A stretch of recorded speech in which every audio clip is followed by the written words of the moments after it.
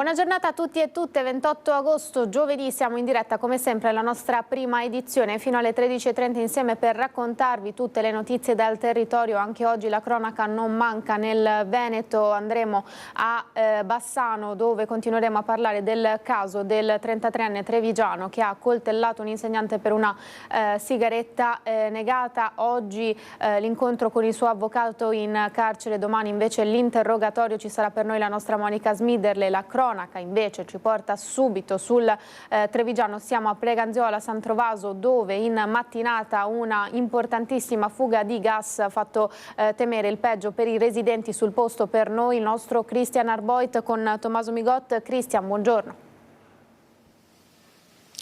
Buongiorno a te Edi da Via Berto, San Trovaso, Preganziola, dove si è vissuta una mattina di paura, attimi concitatissimi subito dopo le 8:30 per una fuga di gas avvertita nitidamente da tutta la popolazione. Tommaso in questo momento ti sta mostrando il punto esatto dove stava operando proprio quella ruspa, pare appunto che nel corso di lavori eseguiti per dei sottoservizi la ruspa per l'appunto abbia danneggiato una tubatura del gas. Da lì la fuga di gas che è stata avvertita dalla popolazione, è partito l'allarme. Un residente in particolare che questa sera sentirete ha lanciato l'allarme, ha chiamato i vigili del fuoco che sono intervenuti immediatamente sul posto a coadiuvare i vigili del fuoco, la polizia locale di Preganziola e anche la protezione civile. Inizialmente c'è stato anche un po' di panico con un primo ordine di evacuazione per le case qui della zona. Alcuni cittadini sono usciti dalle proprie abitazioni, c'è chi ha raggiunto dei familiari, chi degli amici, chi si è rifugiato nel bar qui vicino. Poi c'è da dire anche che questo primo ordine di evacuazione è subito rientrato. Qui con me le saluto e le ringrazio la sindaca di Preganziola Elena Stocco, che poi ci darà un quadro aggiornato della situazione, è una residente, Vittoria Lena, che è tra le persone che hanno lasciato casa questa mattina. Cos'è successo, Lena? Allora questa mattina verso intorno alle 9 si è sentito uno scoppio e dello sfruscio, sono uscita in giardino e semplicemente si sapeva tanto da gas, si vedeva una nuvoletta di gas e subito il mio vicino di casa ha chiamato i vigili del fuoco e tempo zero è arrivata la polizia locale, i vigili del fuoco, che ci ha consigliato di evacuare, se possibile, di tenere tutto chiuso. Ecco, di non usare anche dispositivi elettronici, di non accendere la luce. Adesso non si possono, è consigliato non accendere la luce, infatti dentro casa c'è ancora un po' da gas, nonostante sia rimasto chiuso per 3-4 ore e basta. Una mattina un po' concitata questa. Sì, diciamo di sì, ecco. Senta, sindaco Stocco, qual è adesso lo stato dell'arte? L'emergenza può dirsi rientrata, quali saranno i prossimi step? Certo, sì, la situazione è sotto controllo, è stato prontissimo l'intervento dei vigili del fuoco, ci tengo davvero a ringraziarli, sono stati coadiuvati poi dall'intervento appunto di polizia locale e protezione civile di Preganziola, assieme appunto ai tecnici di Apireti Gas che sono stati in loco fin da questa mattina, circa le ore 9, per un intervento immediato. Intervento ovviamente che è stato svolto con tutte le condizioni di sicurezza per mettere in primis i tecnici nella condizione di operare per ripristinare appunto la situazione e soprattutto farlo con la sicurezza anche degli abitanti, delle persone che in queste zone appunto risiedono. Quindi un intervento pronto, celere. Ringrazio davvero tutte le persone, tutti i tecnici, dai vigili del fuoco, polizia locale, protezione civile, che sono intervenuti appunto per garantire la massima condizione di sicurezza e attualmente appunto i residenti sono tornati alle proprie abitazioni, alle proprie attività abituali e quindi situazione assolutamente rientrata. Ecco, ci saranno degli approfondimenti perché bisogna capire che cos'è successo. Parliamo di quella ruspa, se non sbaglio quella che vediamo, che ha urtato un tubo del gas, la ruspa di una ditta privata. Di che cosa si stava occupando questa ditta privata? Guardate, sono appunto in corso tutti gli accertamenti del caso, quindi anche qui ringrazio appunto la polizia locale perché oltre a inquadrare tutta quelle attività di sicurezza e di presidio del territorio, verificherà appunto tutte le situazioni con gli accertamenti del caso. Quindi sono attualmente tuttora in corso e quindi lasciamo appunto che svolgano questo approfondimento e ovviamente la cosa più importante è stata garantire la sicurezza delle persone, degli operatori e quindi missione compiuta. Quindi lei adesso tira giustamente un sospiro di sollievo perché appunto questa mattina non era così, tra le 8:30 e le 9 c'è stato oggettivamente un po' di panico, di paura tra la popolazione. Quindi grazie davvero Elena Stocco, signora Vittoria. Quindi chiudiamo il capitolo, chiudiamo questa mattinata. Sì, dai, è tutto rientrato, adesso niente, torniamo a casa. Grazie davvero signora Vittoria, grazie Elena Stocco, sindaco del comune di Preganziolo, comune che come hai sentito è subito intervenuto qui sul posto tra via Quasimodo e via Berto, quindi emergenza conclusa. Staremo a vedere a quali risultanze porterà l'approfondimento in corso, perché vanno verificate ovviamente le responsabilità. Per il momento da Preganziolo è tutto, con Tommaso Migot ti restituisco la linea. Grazie Cristian, grazie ovviamente anche alla sindaca Stocco, alla ospite che avevi, la residente che avevi in diretta per la testimonianza. Vi daremo notizie più approfondite anche durante i telegiornali di questa sera. Vedete in collegamento già pronta la nostra Monica Smiderle, lo dicevamo in apertura della nostra prima edizione. Ritorniamo sul caso del 33enne trevigiano che ha coltellato il professore di Bassano del Grappa per una sigaretta negata. Nel suo passato non solo episodi di droga e violenza nei confronti dei familiari, ma anche un disagio mentale. Monica, ti abbiamo vista inquadrata, eccoti di nuovo da Bassano del Grappa. Quali sono le novità? Buongiorno Monica. Buongiorno a te, buongiorno a tutti i nostri telespettatori. Alberto Zago, il 33enne che si trova in carcere a Vicenza con l'accusa di tentato omicidio, considerato il responsabile dell'accoltellamento avvenuto lunedì mattina ai danni del professore, del docente del liceo Brocchi di Bassano del Grappa, incontrerà tra pochissimo il suo difensore, l'avvocato Enrico Villanova del Foro di Treviso. È la prima volta dall'arresto che i due si incontrano. Sarà l'occasione, la possibilità per il 33enne trevigiano di raccontare la sua verità, di raccontare quello che è successo lunedì mattina. Finora non si sono incontrati, l'uomo lo vedrà appunto tra pochissimo in carcere a Vicenza al San Pio X. Vediamo insieme intanto un servizio riepilogativo di quanto avvenuto nelle ultime ore nel servizio realizzato dalla nostra redazione di Bassano del Grappa.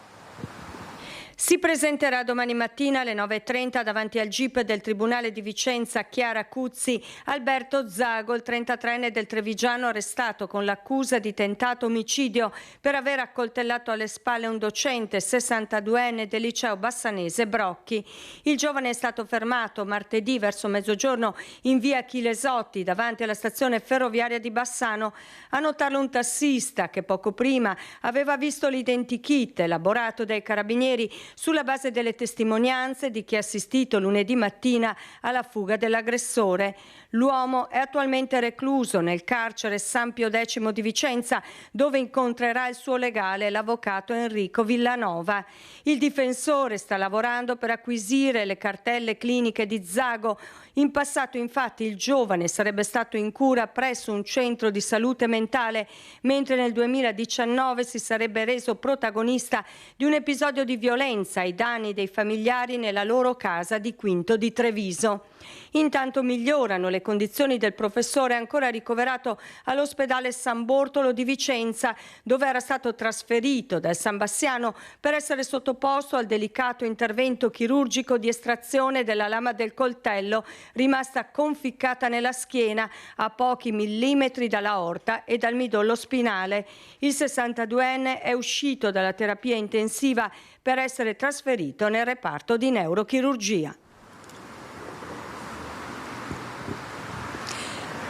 In base all'esito dell'incontro che avverrà tra Zago e l'avvocato Villanova, il difensore traccerà la linea difensiva appunto in vista dell'udienza di convalida che è fissata per domani mattina alle 9:30 nel Tribunale di Vicenza davanti al GIP Chiara Cuzzi. Come abbiamo sentito nel servizio, intanto migliorano progressivamente le condizioni del docente del liceo Brocchi, che è ancora ricoverato all'ospedale San Bortolo di Vicenza, dove era stato trasferito lunedì dal San Bassiano per essere sottoposto a un delicatissimo intervento chirurgico, visto che considerato che la lama era rimasta conficcata nella schiena a pochissimi millimetri dalla aorta e dal midollo spinale. È uscito dalla terapia intensiva, si trova adesso in reparto. Ha escluso ancora una volta di conoscere Alberto Zago. Per il momento è tutto, se non ci sono domande da studio restituisco la linea. Grazie Monica per questi aggiornamenti, continueremo a seguire la vicenda, ma la cronaca intanto ci porta nel veneziano. Collegata per noi da Pianiga la nostra Anna Maria Parisi, un bambino di 5 anni investito da un motorino e portato in ospedale in pronto soccorso. È successo a Mellaredo. Anna Maria in collegamento in diretta, buongiorno.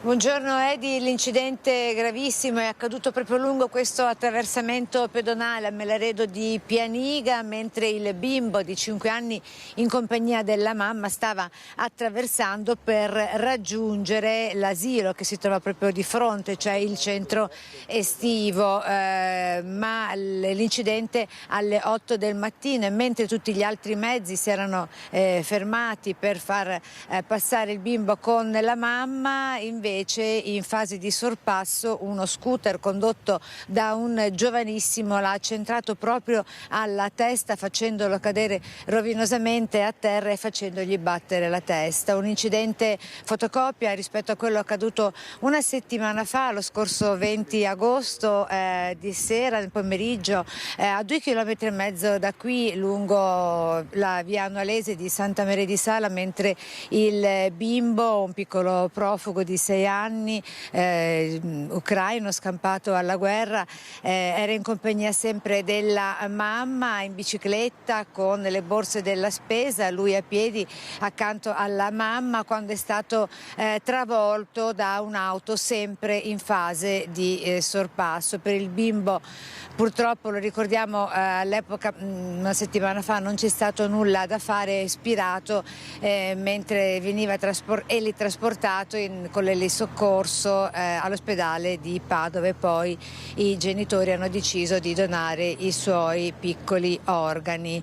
Vladislav Malamel si chiamava il bimbo ucraino. Invece in questo caso il bambino, fortunatamente, per quanto in condizioni serie e preoccupanti, è sempre stato vigile, è sempre rimasto cosciente, non ha mai perso i sensi. Ora anche lui si trova ricoverato in ospedale, ci auguriamo possa quanto prima riprendersi.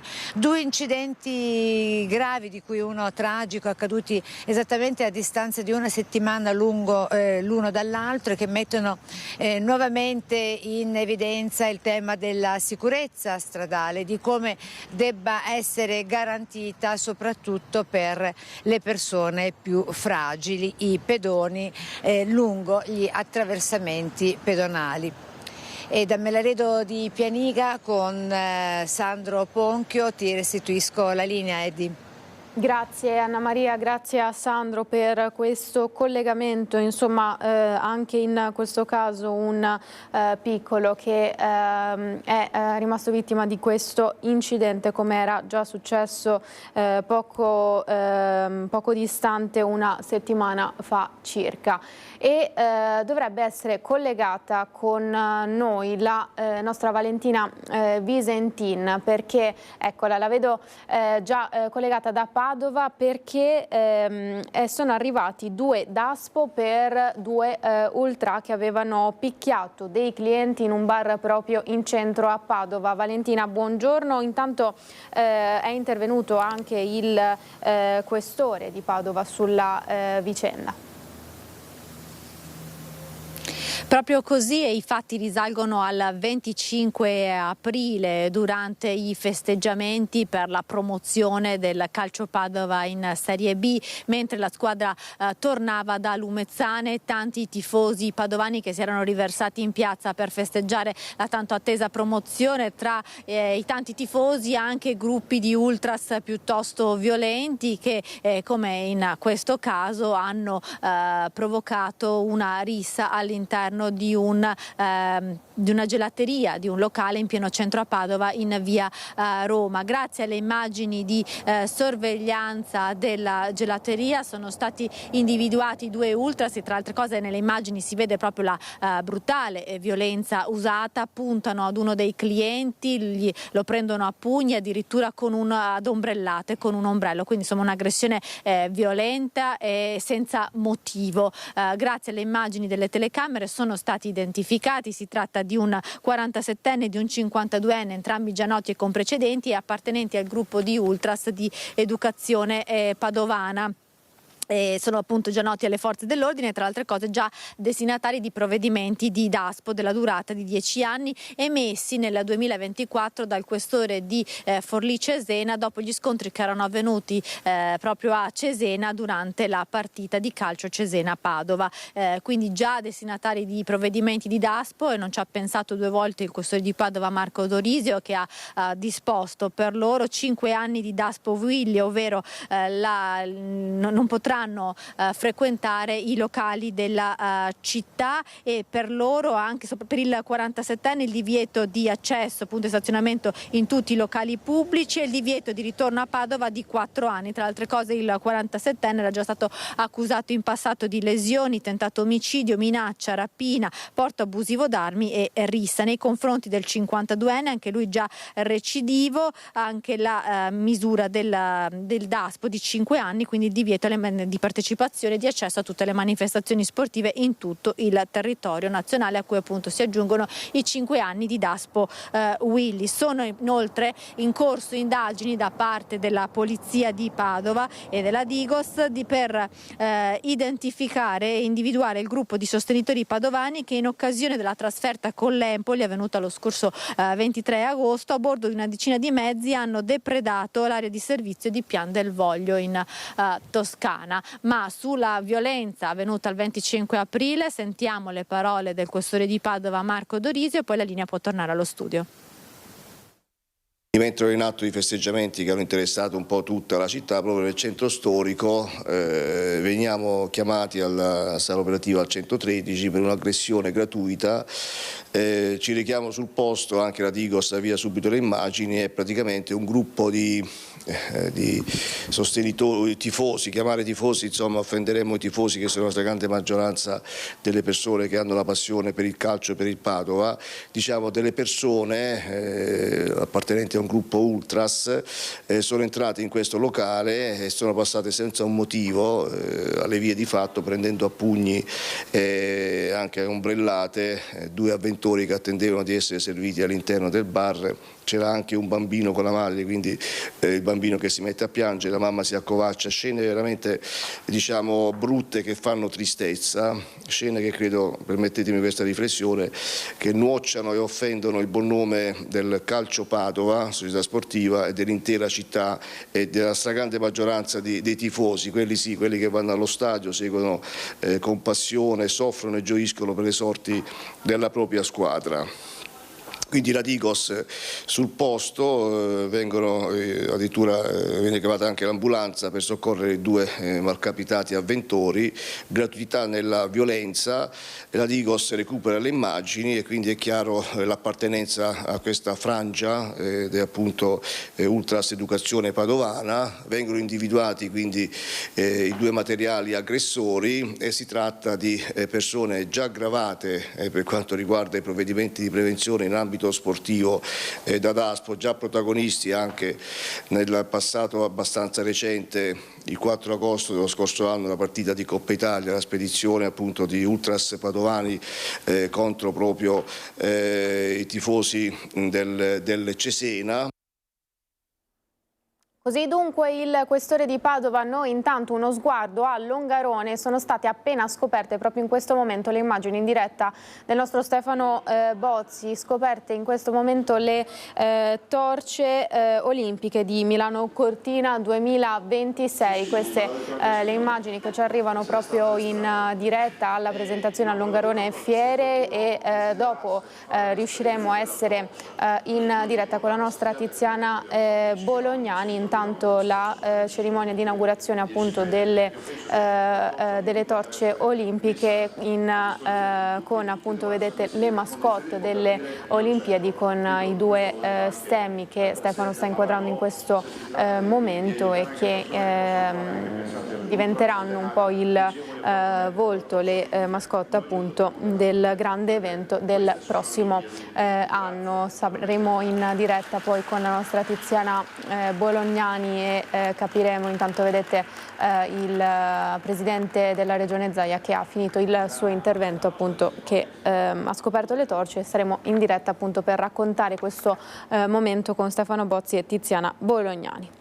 Torniamo alla cronaca invece, torniamo a Treviso, perché torna la protesta in centro città per quanto riguarda gruppi di ragazzini, le solite baby gang che tornano, e questa volta si trovano, anziché nel quartiere che di solito si trovavano, il quartiere del quadrante di via Roma, nei vicoli lontani dalle telecamere di videosorveglianza. Una quindicina di minorenni 2 giorni fa ha creato il caos in un locale storico del centro cittadino vicino a Piazza Pio X. La proprietaria, l'abbiamo sentita, ha invocato la zona rossa. Questa è la banda di minorenni che sta spadroneggiando in centro a Treviso. Siamo nella storica Calle dei Dall'Oro e il plateatico sequestrato dai Maranza è della storica osteria Alloro. È 11 anni e mezzo che sono qua, ma l'ultimo periodo veramente sono proprio, guarda, disperata. Vengono qui, si mettono sul plateatico, sporcano dappertutto. Guarda, qua non so cosa mi hanno messo, mi fa morire le piante, non so cosa hanno messo. La fioriera ieri sera l'hanno presa a pugni e vengono qua e comandano loro. E lo fanno in maniera sfrontata, come ieri sera, quando è dovuta intervenire la polizia per farli alzare, permettendo al personale prima di pulire tutto, per poi apparecchiare i tavoli per i turisti. Ho dovuto chiamare le forze dell'ordine che vengono. E stessa cosa una settimana fa? Ma sì, ma è un mese che va avanti questa storia. Ma io non posso prendere e tirare via il plateatico, perché ci avevo anche pensato. Ma io alla sera devo dare a mangiare la gente, questi arrivano alle 5:30. Ieri sera era meno 20 alle 7 ed erano qua. C'è anche il danno economico, perché se vengono questi i turisti non si fermano. Ma certo, se vedono questi scalmanati cosa fanno? Non si fermano, no. Danni materiali, commerciali e d'immagine per il locale, ma anche tanto sconforto per questa gioventù perduta e, sottolinea Maria, probabilmente dimenticata dai genitori. Che controllano sti ragazzi dove vanno? Cioè, anch'io sono una mamma e anch'io ho avuto un figlio maschio. Non mi è mai successo, loro lo sanno benissimo, sono minorenni. Le forze dell'ordine non possono fargli niente. Loro sanno le leggi meglio di me e loro gliene fregano. Ma è un problema di tutte le viuzze tra San Nicolò e Piazza Pio X. Poi passano di qua, danno le pedate sui portoni. Qui è diventato un macello. Una volta era tranquillo e adesso io non mi sento più tranquilla. La telecamera di sicurezza più vicina è in Piazza Pio X, con il risultato che queste viuzze sono un vero e proprio cono d'ombra che pare stia coprendo anche i numerosi clienti di una casa d'appuntamenti. Per questo Maria Rossetto lancia un appello al sindaco Conte. Intanto vorrei chiedere una telecamera, che così perlomeno li vediamo tutti quanti bene in faccia. E seconda, io credo che adesso come adesso bisogna fare veramente zona rossa qui, perché non solo qui ma anche nelle stradine, che mi facciano una cortesia, perché io non ce la faccio più. Così dunque la proprietaria del locale mai scettico il sindaco Conte alla richiesta di istituire la zona rossa nel quadrante di Piazza Pio X. Dice che dispiace per l'accaduto, ma si tornerà a parlare di zona rossa nel quadrante che già conosciamo da settembre con il prefetto. Non è che un episodio di maleducazione o di vandalismo sia sinonimo di instaurazione della zona rossa. Insomma, dobbiamo essere tutti quanti molto consapevoli e responsabili che il tema della sicurezza e del disagio giovanile in questo caso va affrontato anche con altri strumenti. Così il sindaco Conte risponde alla richiesta di istituire la zona rossa nel quadrante di Piazza Pio X, richiesta che arriva dalla storica ristoratrice Maria Rossetto dell'Osteria Alloro. Bande di giovani bulli, vandalismi, furti e tutta una serie di episodi che stanno esasperando esercenti e residenti. E non è una novità. Giusto un anno fa, il 26 agosto del 2024, sindaco ed assessori fecero un sopralluogo ed incontrarono i residenti di questo quadrante del centro dopo le numerose segnalazioni di degrado e criminalità di cui ci vive o lavora. L'impegno era quello di chiedere al governo rinforzi di polizia e carabinieri, ma anche di potenziare videosorveglianza ed altre iniziative per riportare la serenità. Purtroppo in questi 12 mesi i problemi non sono stati risolti, lamentano residenti e commercianti, e proprio in questo quadrante, in via Castelmenardo, lo scorso dicembre c'è stato l'omicidio di Francesco Favaretto, che ha visto protagonisti dei giovanissimi, ed ora sono proprio ancora delle bande di ragazzini ad allarmare, provocano danni, spadroneggiano, sbeffeggiando o addirittura aggredendo chi li rimprovera. Se la zona rossa sia davvero la soluzione per quest'area resta da vedere. Il tema della zona rossa è un tema che riguarda le forze dell'ordine, riguarda il prefetto. Il dialogo, il confronto è costante con le forze dell'ordine e quindi a settembre, come ci eravamo detti, ci siederemo attorno a un tavolo per capire se è necessario e opportuno reintrodurre la zona rossa nel quadrante della stazione. Siamo al caso del sito del gruppo in cui venivano pubblicate foto di donne senza il loro consenso, sessualizzate e spesso falsificate anche dal Photoshop, dall'intelligenza artificiale. Arriva anche la denuncia di Alessandra Moretti, europarlamentare del Partito Democratico, che denuncia un altro sito, ARD, accusato di diffondere delle sue foto, infatti modificate, con frasi oscene. Per questo ne chiede la chiusura. Non avrei mai voluto registrare questo video, ma purtroppo da poco ho scoperto di essere vittima anch'io di un sito pornografico frequentato da migliaia di uomini, dove sono state caricate anche centinaia di mie foto a partire dal 2014. Lo j'accuse di Alessandra Moretti, l'europarlamentare vicentina del Partito Democratico, in un video racconta di aver scoperto che un sito ARD avrebbe caricato sue foto modificate a cui sarebbe seguito un lungo elenco di commenti osceni. Il senso della mia denuncia è non solo quello, ovviamente, di far chiudere questo sito e questi siti che dilagano in rete, ma il senso è anche quello di spronare tutte le donne che sono vittime di violenza a non fare mai passi indietro, ma a denunciare sempre. Alessandra Moretti chiede che questa battaglia culturale sia comune, unisca le donne e gli uomini. Il problema della violenza contro le donne è un problema degli uomini. Noi purtroppo siamo vittime. Una battaglia culturale contro una cultura patriarcale così incistita e radicata nella nostra società, una cultura che mina la nostra dignità, ma mina anche la nostra sicurezza. Quindi vi ringrazio ovviamente per l'attenzione e ringrazio i tanti e le tante che continueranno insieme a me a portare avanti questa battaglia così importante. E andiamo a Padova, nel Padovano, precisamente dove da settimane un'amante tradita sta tappezzando il paese di scritte e poesie contro la rivale. A far esplodere il caso è la titolare di un locale che si è ritrovata dei tavolini danneggiati. Ci racconta tutto Chiara Gaiani. Amor che nulla amato, amar perdona, direbbe Dante, ma di poetico c'è forse ben poco in questa vicenda, da settimane sussurrata di bocca in bocca nell'Alta Padovana, in un triangolo di paesi lambiti dalla Brenta tra Campo San Martino, Curtarolo e Piazzola, dove un'ignota pasquina lancia i suoi strali nei confronti della donna che le ha rubato l'amato. Se i romani d'altri tempi, nella statua di Pasquino, lasciavano lettere di scherno perché parlasse, l'amante tradita dell'Alta Padovana si affida a meno poetiche scritte in pennarello indelebile o a poesiole stampate su fogli A4 che attacca con tanto di vinaville nelle vie del paese, lungo la ciclopedonale Ostiglia e persino i tavolini di una pasticceria dove purtroppo non si staccano, aggiungendo al fastidio il danno. Sui social lo sfogo dei titolari è diventato virale. Capisco le pene d'amore, ma rovinare i tavoli con l'indelebile non è poesia, è vandalismo, non si fanno queste cose, seguite da molti utenti che hanno commentato, chi sorridendo, chi suggerendo ai malcapitati di rivolgersi ai carabinieri. Gli sfoghi d'amore potrebbero presto diventare oggetto di un'indagine dell'Arma e allora l'amante tradita dal cuore gentile, come lei stessa scrive, potrebbe aprire un altro capitolo della sua triste storia, quello del risarcimento dei danni che all'inganno, ai noi, aggiungerebbe la beffa.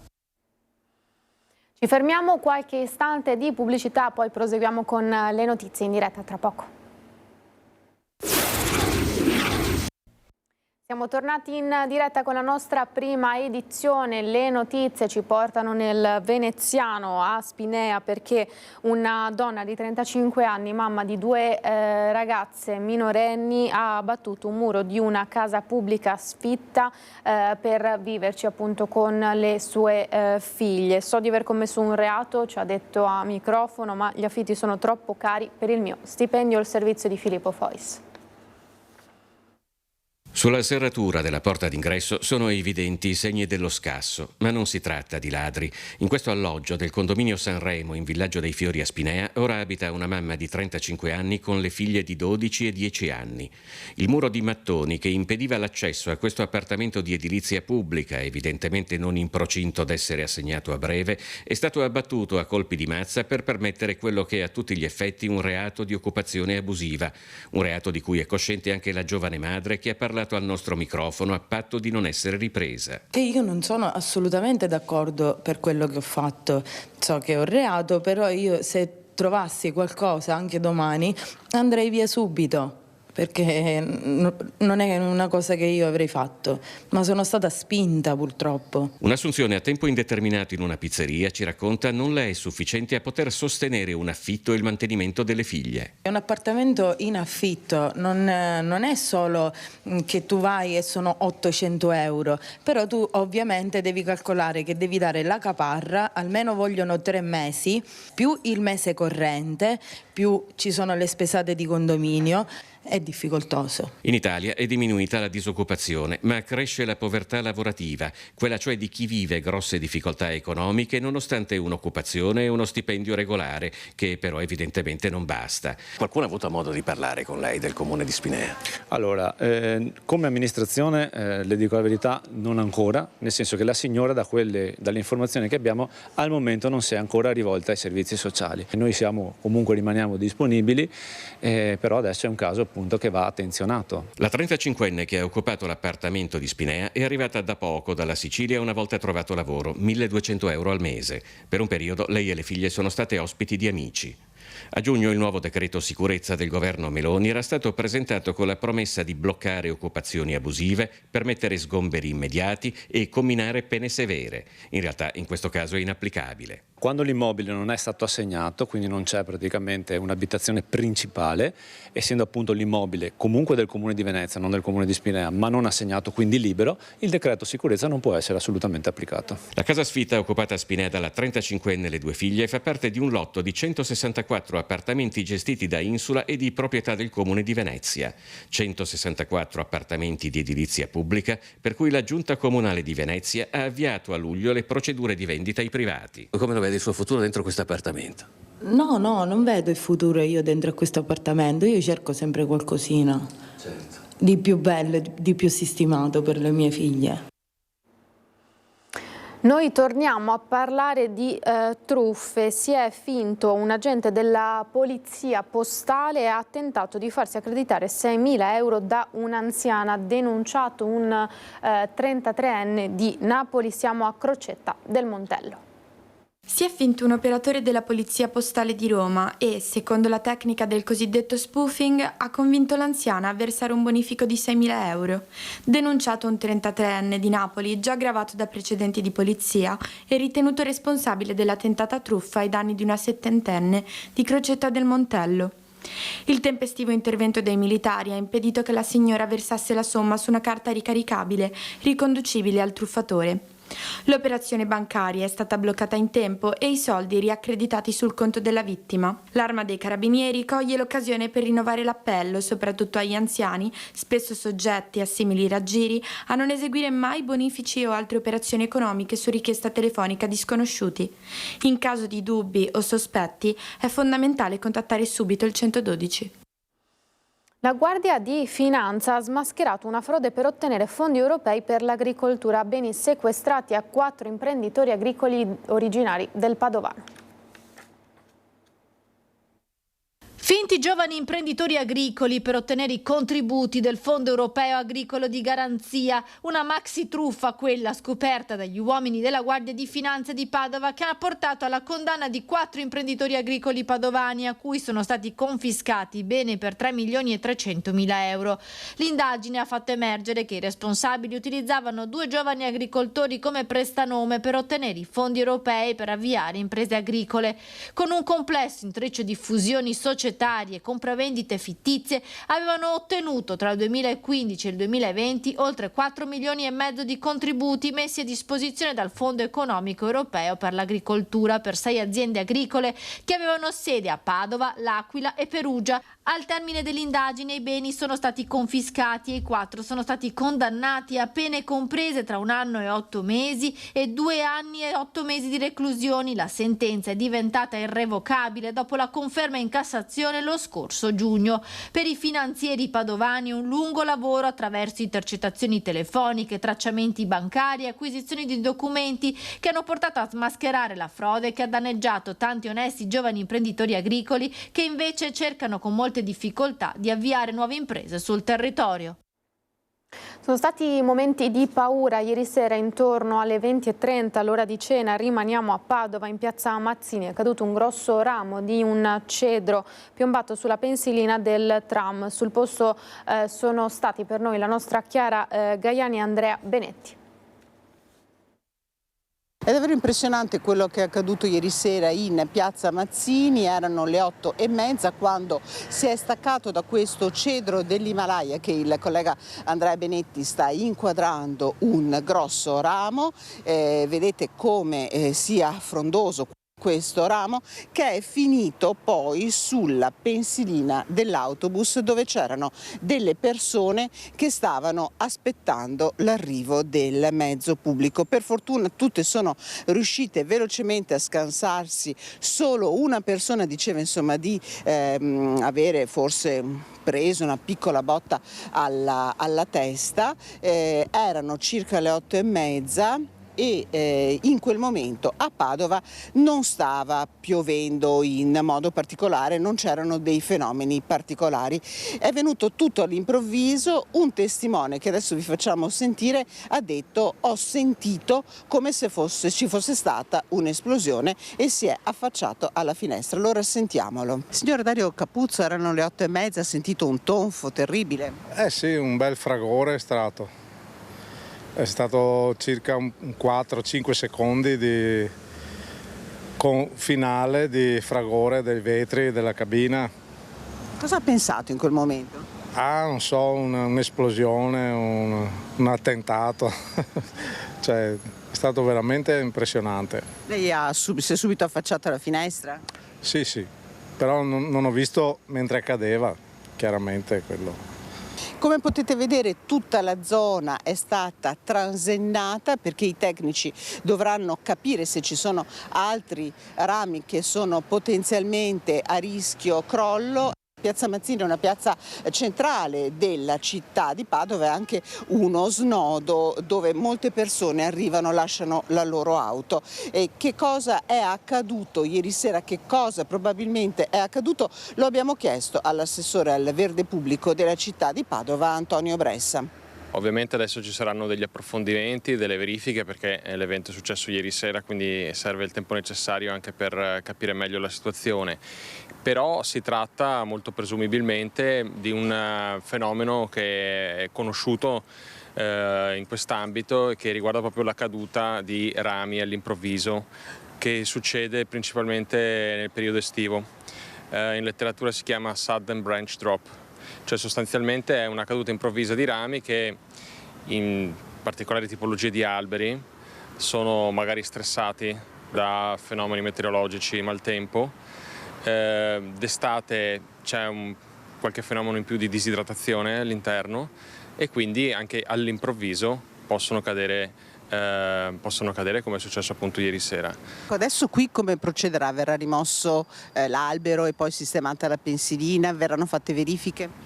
Beh, l'evento è successo ieri sera, ci stiamo attivando e quindi sicuramente verrà sistemata la pensilina, verrà rimosso il ramo e si capirà se fare degli interventi sulla parte esposta dell'albero dove c'è stato il cedimento del ramo e poi continueremo a occuparci del resto del patrimonio arboreo.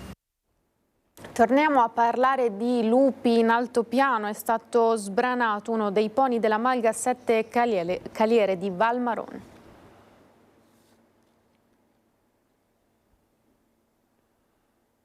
Il servizio arriva.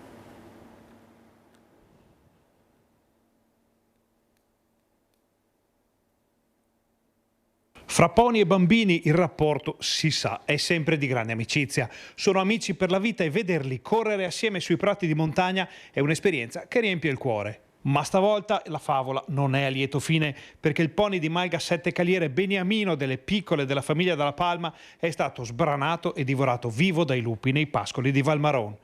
Siamo a Enego, in una delle zone più belle e turistiche dell'altopiano, a 2 passi dalla Marcesina, dove questa estate i predatori hanno attaccato più volte le vacche al pascolo, convincendo gli allevatori che era il momento di scendere anzitempo dall'alpeggio. Ai selvatici i pony di Malga 7 Caliere sono sembrati certamente una preda più facile e all'alba sono entrati in azione, facendo scappare Wendy e Merlino dal loro recinto a pochi metri dalla casara in cui i gestori si stavano preparando per la giornata di lavoro. I cani della Malga hanno dato l'allarme e subito è scattata la ricerca dei poveri pony. Ma lo spettacolo che si è presentato agli occhi dei Dalla Palma, una famiglia da generazioni in alpeggio in Valmaron, è stato agghiacciante. Wendy giaceva in un prato smembrata, fatta a pezzi, parzialmente divorata dai lupi che nel frattempo si sono dati alla fuga. Merlino invece se n'è cavata con un grosso spavento ed è stato riportato nel recinto, ma la notizia della morte dell'altro pony ha gettato nella disperazione le giovanissime amiche dei 2 animali con i quali avevano trascorso un'estate meravigliosa in montagna. Un rapporto che viene descritto dai Dalla Palma come l'amicizia della vita. E ora spiegare quel che è successo a una bambina che ha perso il suo migliore amico è veramente difficile. Anche perché, vista la situazione nell'altopiano, questa predazione non sarà certo l'ultima dell'anno. E ancora una volta il grido d'allarme di un territorio, dei suoi agricoltori, delle sue famiglie, cade nel vuoto. Ma forse le lacrime di una bambina che ha perso il suo pony arriveranno là, dove leggi e carte giacciono nei cassetti a prendere polvere. Sono stati ritrovati in auto a Bibbione dalla polizia locale i bambini che erano scomparsi dalla Repubblica Ceca insieme al padre, che avrebbero dovuto essere riportati alla madre, unica affidataria. Gli agenti della polizia locale di San Michele al Tagliamento hanno ritrovato i 2 fratellini di 5 e 7 anni, un maschio e una femmina a Bibbione, la cui scomparsa insieme al padre in Repubblica Ceca era stata segnalata lo scorso 19 agosto. Gli agenti hanno notato l'auto con targa ceca parcheggiata nel campo di una zona periferica con l'uomo e 2 bambini all'interno, ma una volta interpellato il padre ha dato spiegazioni che non hanno convinto gli agenti, che quindi hanno avviato accertamenti attraverso le banche date europee, scoprendo che su di lui pendeva una denuncia di scomparsa presentata dalle autorità ceche insieme alla segnalazione dei minori. È scattato così un articolato iter investigativo tra Italia e Repubblica Ceca, la Procura della Repubblica di Pordenone e quella dei minori di Trieste, ed è risultato che la mamma dei bambini è l'unica affidataria e il padre non li aveva più riportati da lei. Rintracciata all'alba in Repubblica Ceca, la mamma si è messa in viaggio e una volta in Italia ha potuto riabbracciare i suoi figli che nel frattempo erano stati accolti in una struttura protetta. Il padre è stato deferito per porto abusivo d'arma, poiché in auto sono stati rinvenuti una pistola priva di tappo rosso tipo scacciacani con munizioni e un tirapugni. Al comandante Filippini e agli uomini della nostra polizia locale vanno parole di profonda gratitudine e stima, la dichiarazione del sindaco Flavio Maurutto. Sempre a Bibbione un incidente che poteva avere conseguenze tragiche per un bambino di appena 14 mesi che ha rischiato di soffocare mentre mangiava dell'anguria. Siamo riusciti a sentire il bagnino che è intervenuto e ha vissuto quei momenti. Credo che siccome l'anguria sia molto acquosa venga sottovalutata dai genitori, perché un bambino che mangia dei pezzi di anguria comunque sia pericolosino come cosa quando sono così piccoli. Gli è rimasto incastrato un pezzo di anguria sulle vie aeree superiori, quindi in gola, detto in termini più semplici, non riusciva più a respirare, quindi un caso di soffocamento.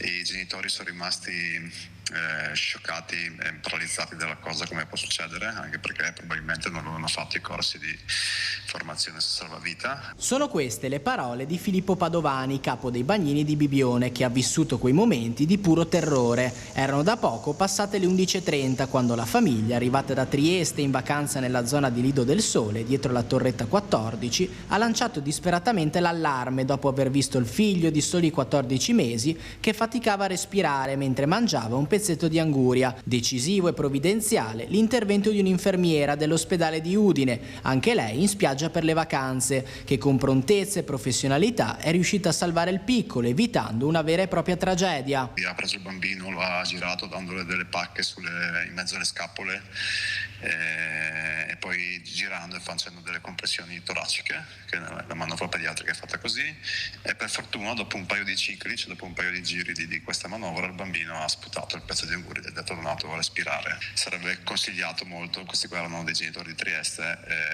per i neogenitori o per chi ha dei bambini piccoli, insomma, fare questi corsi, perché ci vuole poco a avere dei problemi di questo tipo. Insomma, i bambini di continuo si mettono in bocca delle cose, quindi potrebbe succedere che vanno in arresto respiratorio, insomma. Andiamo a Vicenza. Edifici espropriati e svuotati per la TAV rischiano di diventare un ricettacolo di degrado sociale in attesa del loro abbattimento. Gli accessi sono già sigillati, ma sono stati murati anche con pesanti blocchi di cemento. Allerta sicurezza per i condomini espropriati per la TAV in Viale San Lazzaro. Gli edifici svuotati, dove soggiornavano complessivamente 190 famiglie sfrattate per consentire le operazioni di abbattimento, sono diventati preda di senza dimora e balordi. Alcuni sigilli violati e reti metalliche divelte agli ingressi hanno reso necessario la muratura degli accessi. Questi spazi vuoti non possono diventare ricettacolo di microcriminalità e degrado. È stata vigilanza privata in primis ad accorgersi appunto delle occupazioni abusive, cosa che ha permesso a Diricav di prepararsi e di intervenire prontamente già da lunedì per richiudere tutto, ripristinare le sigillature e per maggiorarle, come in questo caso in cui sono stati messi questi blocchi di cemento. La vigilanza privata oltretutto è stata anche intensificata in tutti i condomini che sono oggetto appunto di abbattimento, in maniera da garantire un servizio di verifica della situazione e un pronto intervento per ripristinare le sigillature. La posa di questi imponenti blocchi di cemento agli ingressi dovrebbe consentire l'interdizione fisica degli accessi contro l'occupazione abusiva in attesa della soluzione definitiva, con l'abbattimento fisico di ogni singola palazzina. Un periodo che richiederà ancora settimane, secondo il cronoprogramma previsto nel cantiere. Nel frattempo si sono susseguiti alcuni blitz di carabinieri e polizia per dissuadere prontamente ulteriori occupazioni. Fondamentale sarà tenere monitorata la zona H24. E gli abbattimenti sono previsti nel mese di settembre-ottobre. Adesso chiaramente stanno procedendo col primo degli abbattimenti previsti appunto dal progetto dell'alta velocità, che è il condominio a fianco a questo, alle nostre spalle, e quello sarà il primo che sarà appunto abbattuto e sarà abbattuto nelle prossime settimane, e poi di lì si farà tutta una pianificazione che coinvolgerà anche questo condominio. Soddisfazione e sollievo da parte dei residenti. Lei che lavora qui davanti, com'è la situazione? Beh, la situazione adesso che comunque è stato contingentato l'accesso ai mobili è sotto controllo e bene, positivo, molto positivo, ci sentiamo più tranquilli e bene. Queste nuove murature, è stato necessario un intervento più drastico, come la vede? Beh, vista la zona era fisiologico che dovesse essere così, inevitabile. Quindi adesso bisogna aspettare l'effettivo abbattimento, e questo è in questa fase di interregno un po' che vi crea qualche preoccupazione? Ma in realtà lo aspettiamo con ansia, perché poi noi abbiamo la visione del lavoro finito e per noi è importantissimo. È positivo insomma che abbiano bloccato? Insomma, le regole vanno rispettate. È importante perché? Perché tutti devono avere delle regole. Perfetto. Ok? Basta e così. se non rispetti le regole... Beh, sicuramente è una cosa buona, più che altro perché già questa zona in generale non è che fosse bene, anche poi con la storia della zona rossa abbiamo acquisito un po', perlomeno io personalmente, un po' di fiducia a riguardo. Sì, insomma, speriamo possa andare bene tutto quanto. Poi per la TAV io la trovo anche poco invasiva, parlo sempre per me, anche poco invasiva, quindi dicevano per esempio, avevamo fatto anche varie assemblee, che ci sarebbero stati dei disordini o magari dei disturbi dovuti al rumore del movimento, cosa che io perlomeno non ho ancora visto, mi sembra molto contenuto. Sono perfettamente d'accordo con il mio amico, effettivamente non è la miglior zona, se posso dire la mia opinione. Questa sigillo era stato necessario farlo non solo con delle reti che è facile rimuoverle, ma proprio una vera e propria muratura. È sufficiente fino all'abbattimento? A questo punto è preoccupato? Non lo so per il momento, però secondo me c'è da preoccuparsi, perché una maggiore presenza della polizia e dei carabinieri sarebbe proprio necessaria secondo me. Siamo ora in grado di collegarci con la nostra Tiziana Bolognani, che vedo in compagnia del presidente della provincia di Belluno Padrin, anche sindaco di Longarone. Tiziana, insomma, sono state scoperte le torce olimpiche della Milano Cortina 2026. Buongiorno. Sì, Edi, buongiorno. Più che altro sono arrivate a Longarone dal meeting di Rimini, dove sono state esposte, e questo è un road show delle torce olimpiche che toccano naturalmente diverse località del nord Italia, e con il presidente Padrin abbiamo convenuto sul fatto che questo simbolo, si parte dai simboli per entrare nello spirito olimpico. Sì, ho detto nel mio intervento, penso che questa veramente, la fiaccola olimpica, sia un simbolo di pace, dovrà essere un simbolo di pace, e mi auguro che le Olimpiadi possano segnare veramente la pace nel mondo, perché questo è un evento dello sport, lo sport unisce i popoli e deve essere una grande festa, e potrebbe essere proprio questa una bella occasione. Lei ha detto basta polemiche. Anche il presidente Zaia, che è intervenuto assieme, vi dico qui, forse in questa sala del padiglione di Longarone Fiere, forse c'erano più di 200 persone tra autorità, istituzioni, consorzi e anche sportivi, ma il presidente Zaia durante il suo intervento lo ha detto a chiare lettere, basta piangere, e diciamo che il leitmotiv è stato e lo è di questo territorio montano, che però giustamente alcune volte ha versato lacrime vere, concrete, di necessità. Ma io più che lacrime penso che siano richieste, perché alla fine la montagna paga dazio rispetto a tantissimi altri territori, quindi l'attenzione deve essere particolare, quello che noi chiediamo. Sicuramente le Olimpiadi e i mondiali di sci di Cortina hanno portato tanto dal punto di vista finanziario, con investimenti nelle grandissime opere che sono realizzate, gran parte delle quali saranno pronte soprattutto sulla viabilità per le Olimpiadi. Attendiamo adesso la variante variante di Longarone, ma ho parlato ieri col commissario che mi ha assicurato che entro il mese di settembre verrà appaltata l'opera, e questa è un'altra per noi notizia importante, perché questa è la vera opera olimpica che verrà lasciata ai posteri. Senta, abbiamo anche, lo vedete, no, alle nostre spalle c'è un po' di confusione, ci sono le mascotte Milo e Tina, oltre alle torce olimpiche che devono essere rimosse, custodite, perché il viaggio di queste torce continua. Questa è una tappa importante. Vi ricordo che all'interno del Palafiere di Longarone c'è questa mostra emozionante sulle Olimpiadi. Sì, insomma, dobbiamo avvicinarci, e quello che a me piacerebbe è veramente coinvolgere tutto l'intero territorio provinciale in questo percorso. In parte verrà toccato dalla Fiaccola, che arriverà a Belluno il 25 di gennaio del 26, il giorno successivo partirà da Longarone per raggiungere Cortina proprio nel 70° anniversario della cerimonia inaugurale delle Olimpiadi del 56.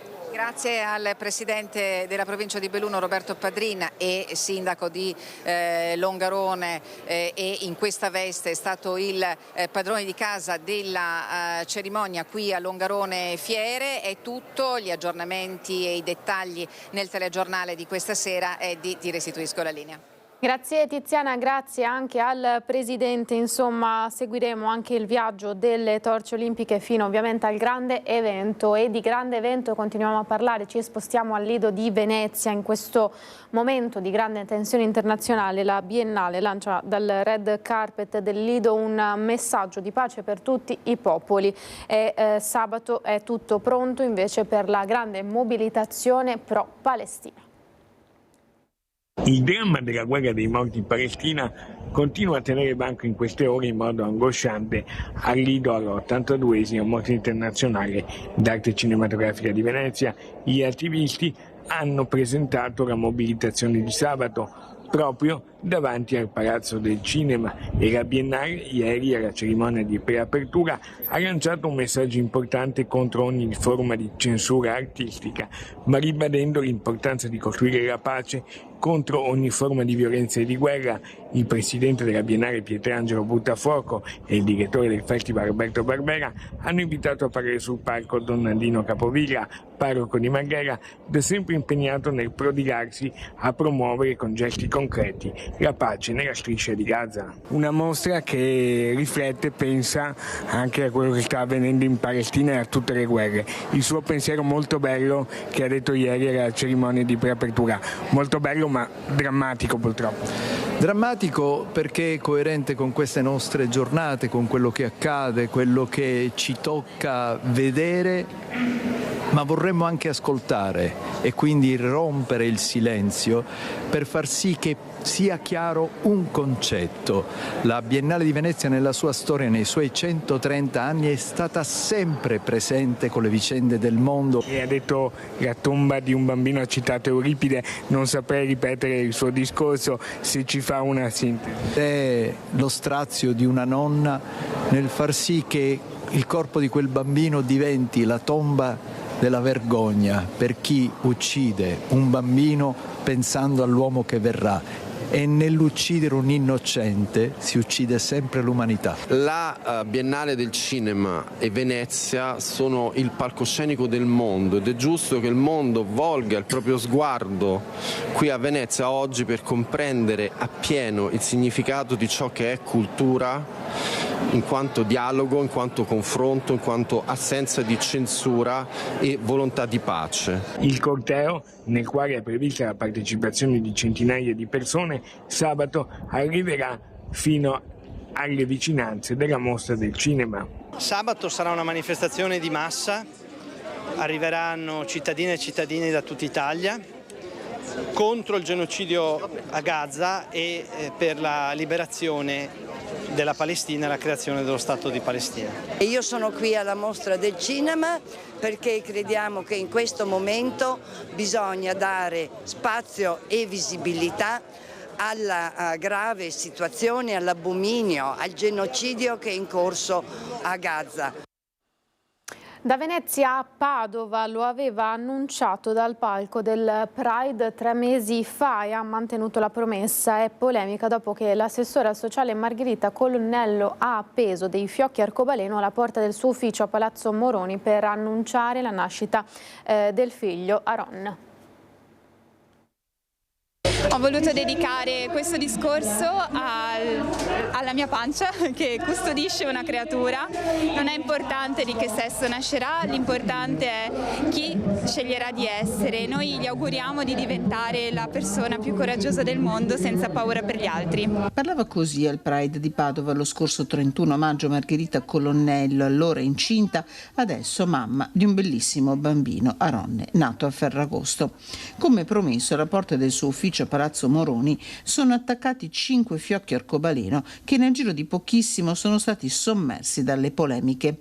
Preferisce il silenzio al microfono, ma sceglie la sua pagina Facebook per esprimere il pensiero condiviso con il marito, l'assessore al sociale, che scrive: nostro figlio non ha ancora 2 settimane, non avremmo immaginato di dover impiegare questo tempo prezioso sommersi da una polemica nazionale sulla nostra famiglia.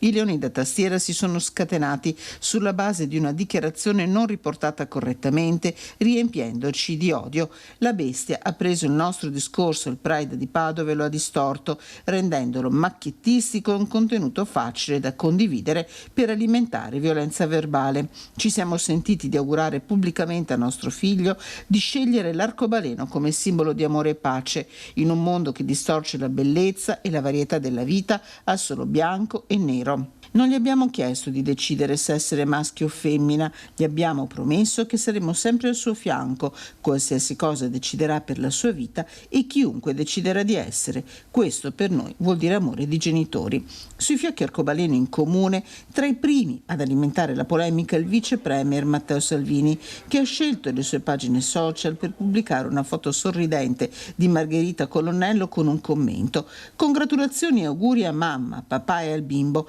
ma era proprio necessario tutto questo?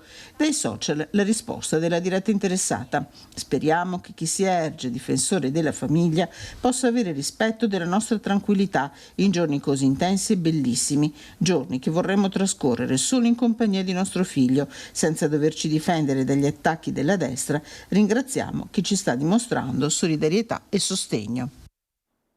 Siamo dunque alla politica. Intervistato dal nostro Nicola Zanetti il Luca De Carlo, il coordinatore veneto di Fratelli d'Italia, che ha detto: io penso alle elezioni politiche del 2027, sembrando infatti tirarsi fuori dalla corsa a Palazzo Balbi, ma risponde punto su punto ai temi sollevati da Luca Zaia nell'intervista a Mestre con Francesca Fagnani. Nel 2027 io sarò candidato, spero che mi ricandidino per il ruolo che svolgo ad oggi in Parlamento al Senato, faccio il presidente di una delle commissioni più importanti, Commissione Agricoltura, Industria, Turismo e Commercio. Quindi lei si tira fuori dalle questioni regionali? Io non mi sono mai messo nella questione regionale. Io guardo il compito che mi è stato assegnato da Giorgia Meloni. Che sia pre-tattica o meno, Luca De Carlo lancia la palla oltre le regionali e oltre Palazzo Balbi. Come dire, spazio ad altri, anche se in diretta ammette che se Giorgia Meloni lo chiamasse per investirlo dell'onere, non direbbe certo di no. Il problema è quando arriverà la chiamata da Roma, attesa da tutto il centrodestra. Se lo chiedete a De Carlo è un falso problema. Per il centrodestra cambia poco perché, ripeto, una volta chiuso il pacchetto e tenuto insieme il centrodestra, chi sarà il candidato è un dettaglio importante, per amor di Dio, ma non dirimente. Sarà una figura, sì, magari anche molto meno conosciuta del nostro governatore, ma che sicuramente poi crescerà. L'assenza di un bomber vero e proprio, insomma, non è un problema se la coalizione è unita. Il bomber mancato è ovviamente Zaia, che vive però ancora l'ormai tramontato terzo mandato come una spina nel fianco, come ha ribadito nell'intervista en plein air a Mestre con Francesca Fagnani. Ho l'impressione che un po' tutti hanno perso tempo,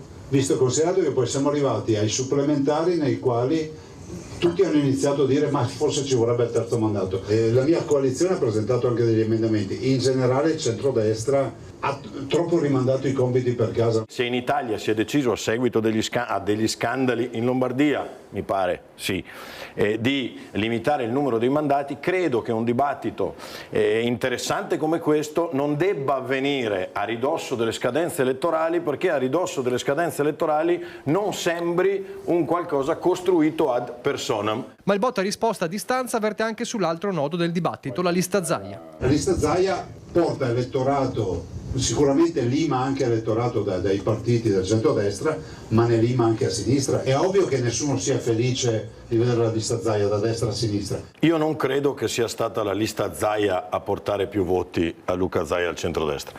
Io credo che sia stato Luca Zaia a tirare la lista Zaia, anche perché la lista Zaia, come era strutturata 5 anni fa, era una lista infarcita di tesserati leghisti che quindi difficilmente avrebbero loro conquistato, diciamo così, il voto fuori dai partiti. Che il clima resti comunque ad alto tasso di calore lo fa capire l'altra frecciata di Zaia agli alleati sull'autonomia. Se chiedi a me, io dico che si dovrebbe correre molto di più e portare a casa molto di più. Dopodiché nel condominio, nell'assemblea condominiale, ognuno si rappresenta con i propri millesimi, quindi mi sa di capire che c'è qualcuno che sa il lattico, qualcun altro sa il monolocale. Mi fa piacere che parli di condominio, ma i millesimi sono cambiati. Nel senso che chi abitava nel scantinato oggi magari abita nell'attico, perché ha i voti diversi. Già i numeri, quelli in base ai quali, come ha detto in questi giorni lo stesso De Carlo, se alla fine la spuntasse la Lega, Fratelli d'Italia dimostrerebbe una enorme generosità, condita evidentemente da contropartite adeguate in giunta. Ma quanto reggeranno quei voti? Secondo Dagospia, il primo sondaggio post-ferragostano sui partiti vedrebbe un calo di 6 punti percentuali dei meloniani rispetto alle europee 2024. Non credo ai sondaggi, credo, infatti ho citato solo voti, non sondaggi. Così la politica, dunque noi andiamo in pubblicità, pochi minuti e poi torniamo in diretta, andiamo in Tanzania.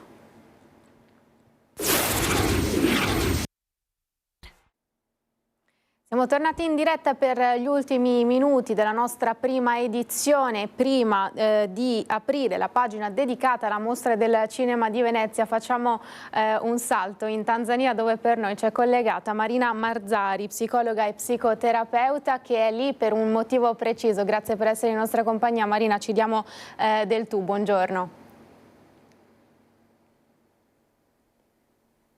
Abbiamo il microfono, forse è il microfono spento, non ti sentiamo. Perfetto, ok, ora Credo sì. La connessione non vada benissimo. Ok, va benissimo così. Buongiorno Marina, insomma sei in Tanzania per un motivo ben preciso, sei in un ospedale, vediamo del movimento anche intorno a te. Raccontaci il motivo del tuo viaggio lì e il tuo motivo in quell'ospedale. Sì, allora l'esperienza è meravigliosa per chi come me sta cercando di laurearsi anche in medicina. È un'esperienza che coniuga il tirocinio in medicina in un ambito dove non ci sono strumentazioni e si impara a fare con quello che si ha. Qui si lavora molto di manualità, si lavora molto con vecchi metodi, mani e mente, perché non c'è alcun macchinario. Ovviamente mancano un sacco di cose, non esistono Doppler fetali per sentire il battito dei bambini, per cui si ausculta con dei coni d'acciaio che da noi non si vedevano da prima della seconda guerra mondiale, non ci sono ecografie, ecografi, cerchiamo di dare una mano come possiamo, l'esperienza è comunque meravigliosa. Per il tirocinio ma anche per volontariato hai avviato una raccolta fondi per comprare delle attrezzature che in quel momento in quell'ospedale mancano, giusto? Sì, potendo venire sul campo siamo riusciti a dare le migliori necessità, che sono da semplici guanti, perché anche di questo non vi è possibilità. Pensate che le madri quando vengono a partorire portano un paio di guanti per noi medici per poterle aiutare durante il parto, perché non ce l'abbiamo. Non abbiamo il gel per disinfettare, non ci sono alcun tipo di macchinario per misurare nemmeno la pressione cardiaca. piuttosto che termometri, per cui proprio cose di primissima necessità. Vedremo se riusciamo anche con gli altri colleghi medici a raccogliere abbastanza donazioni per riuscire a comprare anche un macchinario ecografico. Tu con il tuo lavoro sei psicologa e psicoterapeuta a Oderzo, originaria di Treviso, insomma sei arrivata lì con appunto già delle donazioni che sono state fatte qui in Italia, e con cui sei riuscita a comprare che cosa per quell'ospedale? Ringrazio tutti i miei pazienti, i miei amici, i miei familiari che hanno contribuito, dandomi questa responsabilità di portare sia materiale che denaro. Qui quello che ho comprato sono mascherine, penne, davvero ci sono cose che noi non useremo mai, abbigliamento che getteremo, scarpe, calzini, lacci per le scarpe, le maschere chirurgiche, vestiario medico, camici, fonendoscopi, veramente di tutto, perché non c'è niente che mi venga in mente, anche adesso pensandoci, che abbiamo in casa o in qualche posto dove lavoriamo, che qui non sarebbe un grandissimo regalo. Marina, chiedo intanto alla regia di inquadrare il mio schermo, perché abbiamo un foglio su cui è stato scritto un indirizzo dove poter donare, per chi ha voglia, anche pochi soldi per poter aiutare insomma questi bambini. Tu lì stai facendo il tirocinio perché non solo sei psicologa e psicoterapeuta, stai inoltre studiando medicina, e tutto questo ti aiuta anche a capire la realtà in un paese in cui manca tutto, e soprattutto mi raccontavi, ci sentivamo al telefono, sei in un centro in cui ci sono dei bambini che hanno delle difficoltà non solo fisiche ma anche mentali. Come viene vissuta in Tanzania questa condizione? È simpatico per noi, strano per noi dire come viene vissuto come tutto il resto, cioè con un bel sorriso e con degli occhi brillanti. Per cui qui qualunque difficoltà sembra non tolga mai al sorriso a nessuno. Credo che questa esperienza, anche per chi non ha una formazione specifica come la mia, perché ci sono ragazzi volontari che vengono anche solo ad intrattenere i bambini nell'orfanotrofio, nonché, come dicevi adesso, in questi centri diurni per bambini disabili fisici e mentali, o entrambe le cose, piuttosto che nell'aiutare a costruire tetti. È un'esperienza che ci regala la possibilità di rivisitare i nostri criteri rispetto a ciò che è buono, a ciò che è meno buono, a ciò che è bene, a ciò che è male, perché allarga così tanto il senso del poco, del necessario, e di come si può vivere con gioia anche se nulla, come fanno loro, anche nelle difficoltà, che io credo, soprattutto per dei ragazzi giovani che iniziano la vita, che questo possa aiutarli bene a capire quanto sono fortunati. Veramente è un'esperienza che consiglio a tutti. Parlavi anche della corruzione che c'è in quel paese, motivo per cui spesso è difficile anche far arrivare dei fondi che non siano materiali, ma proprio dei fondi a livello, cioè dei soldi sostanzialmente.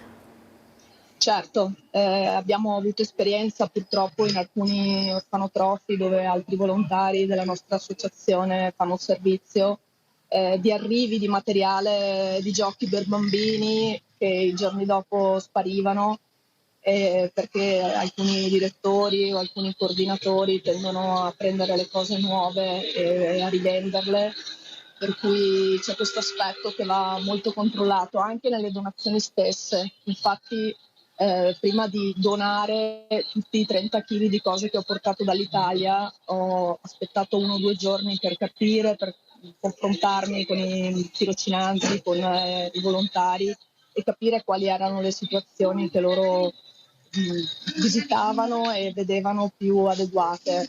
Idem per i soldi, ovviamente il numero di IBAN che passerete è l'IBAN dell'ospedale dove sto lavorando adesso. Ho conosciuto la direttrice, abbiamo parlato per 3-4 giorni, ci siamo fatti un'idea su come spenderanno il denaro, e mi sono sentita di espormi nel pensare che sia una situazione adeguata e sana dove fare delle donazioni, altrimenti credo che avrei evitato, perché l'idea che in un posto così ci sia la corruzione e dunque ancora i ricchi o quelli che vogliono diventare ricchi lo facciano rubando, prendendo le cose agli ultimi del mondo, è ancora più insostenibile del vederli senza avere nulla.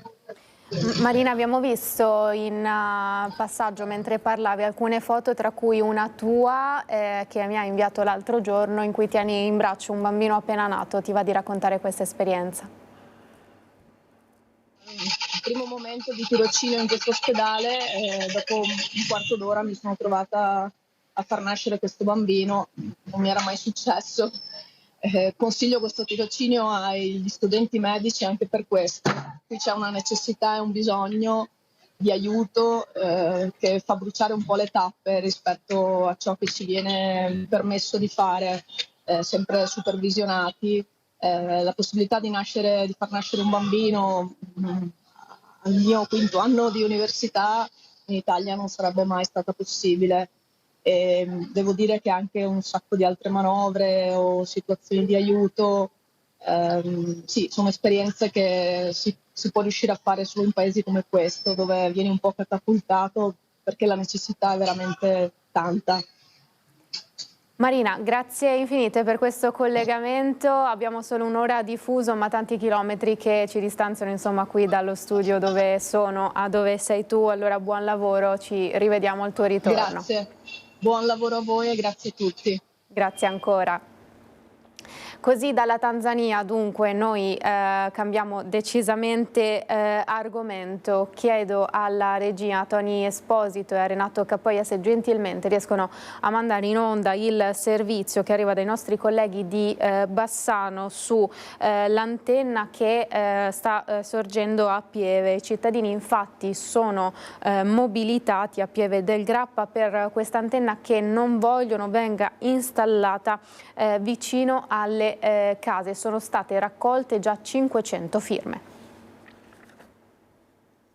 Sono più di 100 e chiedono che l'antenna di via Montenero venga spostata in un altro posto. A Pieve del Grappa il comitato che dice no all'antenna in quel punto non intende fermarsi e lo capiamo dalla quantità di persone, anziani, genitori e figli, si riuniscono sul posto. La piattaforma in cemento è pronta, ma ci sono una cinquantina di case lì vicine e tutti i residenti sono preoccupati per eventuali ricadute sulla salute. Hanno già raccolto più di 500 firme. Per chiedere fortemente all'amministrazione che si faccia sentire con noi. Vogliamo capire come sta lavorando, come si sta muovendo o no. Chiediamo che questa antenna non metta le radici qua, ma in un luogo più adatto e condiviso dalla popolazione, lontano dalle case soprattutto. L'11 di agosto abbiamo presentato una richiesta ben dettagliata al sindaco e all'amministrazione, però ad oggi non abbiamo ricevuto risposta se non una mail informale. Se non dovessimo ricevere risposta chiederemo anche un consiglio comunale straordinario. Il tema della salute è quello che preoccupa di più. Il comitato vuole prudenza, a poca distanza c'è anche l'asilo comunale. Come comitato a spese nostre abbiamo deciso di informare la popolazione con incontri informativi. Il primo lo faremo il 9 di settembre con la dottoressa Panzacchi dell'Istituto Ramazzini di Bologna, che ha fatto degli studi appunto del rapporto salute-onde elettromagnetiche. Sono mamma, ho 3 figli, sono preoccupata per la salute di loro e vorrei essere rassicurata sul fatto che non ci siano dei danni alla salute dei miei figli. E così il comitato lancia un appello a tutti i sindaci del territorio per gestire il piano antenne sempre insieme alla popolazione. A tutti gli amministratori del nostro territorio pedemontano, questi amministratori hanno la responsabilità, secondo me, di unirsi, di fare fronte comune e di gestire la cosa. Di sicuro il comitato non si fermerà. Vorremmo che il comune prendesse una posizione a riguardo e farci capire da che parte sta, perché noi siamo veramente preoccupati. Abbiamo raccolto attualmente più di 500 firme e non stiamo qui a guardare. Come è successo loro, può succedere anche a me che abito a circa 400 metri da qua. Quindi non è solo un problema di via Montenero, è un problema di tutto il paese. I nostri vecchi hanno lasciato il pezzettino di terra per costruire un'abitazione, un sacrificio di una vita. Anche quello va svalutato. Mettiamo in primis la salute. Pertanto, veramente cercate di trovare un altro luogo. Parliamo delle colline Onesco, le colline del Prosecco. Giovani al centro, infatti il titolo del corposo dossier da oltre 20 milioni di euro che verrà presentato alla giuria per la candidatura appunto delle colline a Città del Vino 2026. La particolarità di tutto ciò è che non è una città unica a candidarsi, ma un'intera area.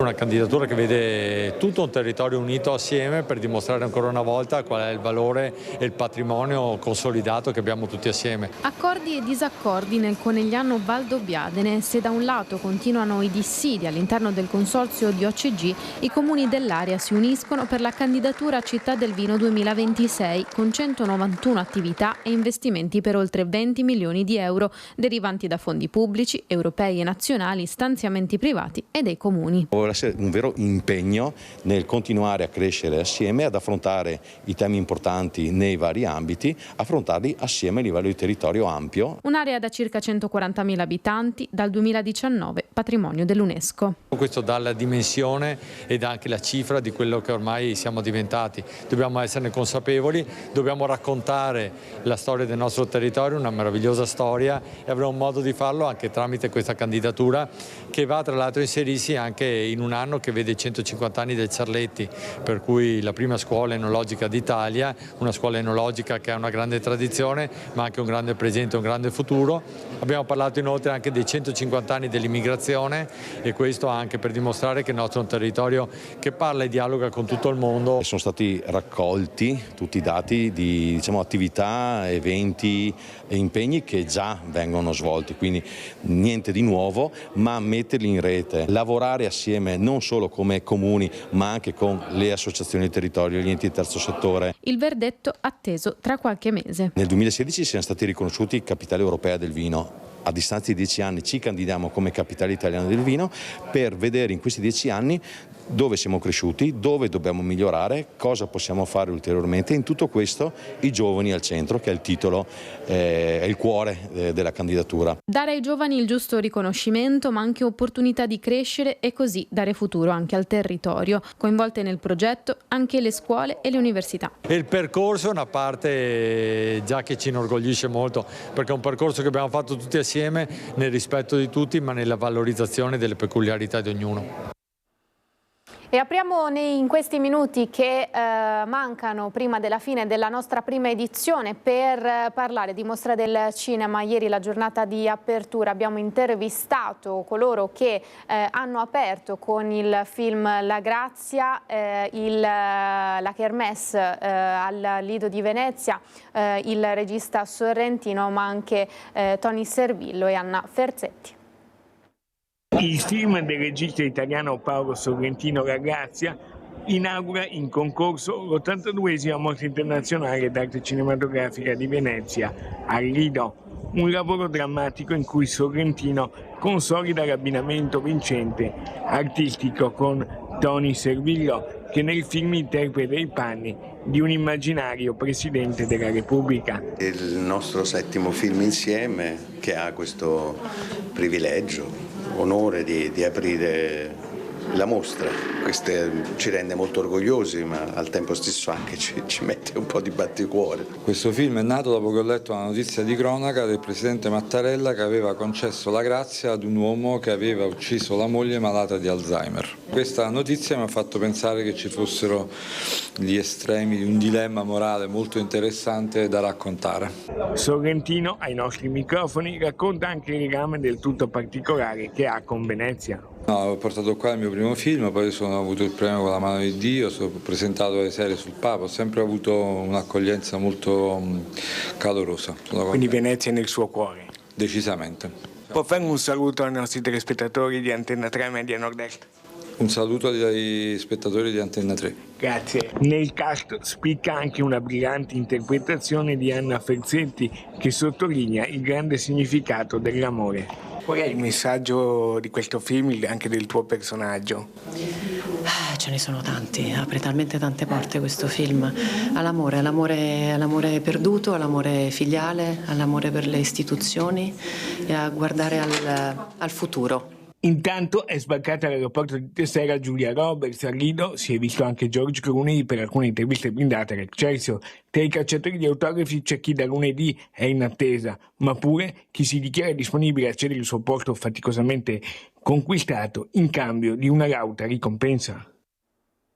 Così il nostro Lorenzo Maier, che da ieri è al Lido di Venezia ed è con noi collegato al telefono. Oggi è il giorno di George Clooney ed Emma Stone. Lorenzo, buongiorno. Che giornata ci aspetta a Venezia nonostante il meteo incerto? Buongiorno Edi e te i nostri spettatori. È una giornata importante, come dicevi, appunto gli occhi di tutti, l'attenzione puntata su George Clooney e Emma Stone, questo film in concorso Bugonia di Lanthimos, che ha già vinto il regista Lanthimos in passato il Leone d'Oro, e quindi è anche tra i registi più affermati e più attesi di questo festival, ma direi anche tanti film italiani oggi presenti anche nelle altre sezioni della mostra. Dopo la grazia di Paolo Sorrentino c'è La Gioia con Valeria Golino e un cast davvero formidabile, così come c'è oggi la giornata di Arabella, questo film che è stato girato in Veneto, quindi anche dalle nostre parti, e sentirete poi nei telegiornali questa sera come la regista Carolina Cavalli abbia avuto grandi parole di apprezzamento per l'accoglienza ricevuta in Veneto e dai veneti. Quindi una mostra che è partita davvero forte, con tante star, tanti film, già un dibattito sulle prime proiezioni, tutto ciò che è tipico di un festival. E domani è la giornata di ovviamente Luca Guadagnino con Julia Roberts, per cui avremo tantissime star una dietro l'altra. Lorenzo, noi abbiamo visto prima il servizio che avevi realizzato intervistando Sorrentino, Tony Servillo, Anna Ferzetti. Ieri c'è stata anche la grande apertura con il ministro Giuli. La ascoltiamo e poi torniamo da te per l'ultimo saluto e le ultime anticipazioni.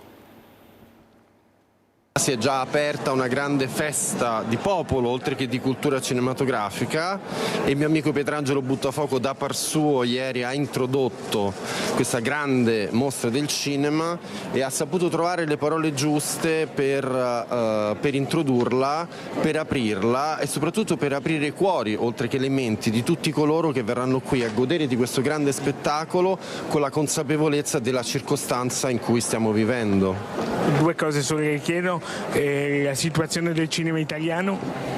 È in ottima salute dal punto di vista della creatività, dal punto di vista della capacità di inventiva, dal punto di vista della bravura delle maestranze. Ha avuto e ha dei problemi collegati a una legge che abbiamo modificato e che stiamo perfezionando ancora attraverso dei correttivi, dal punto di vista, diciamo, delle lacune che hanno prodotto alcune irregolarità, ma il cinema italiano è sempre il cinema più bello del mondo. Il cinema italiano è sempre il cinema più bello del mondo. Lorenzo, cosa ci aspettano per le prossime ore, negli ultimi secondi prima della chiusura?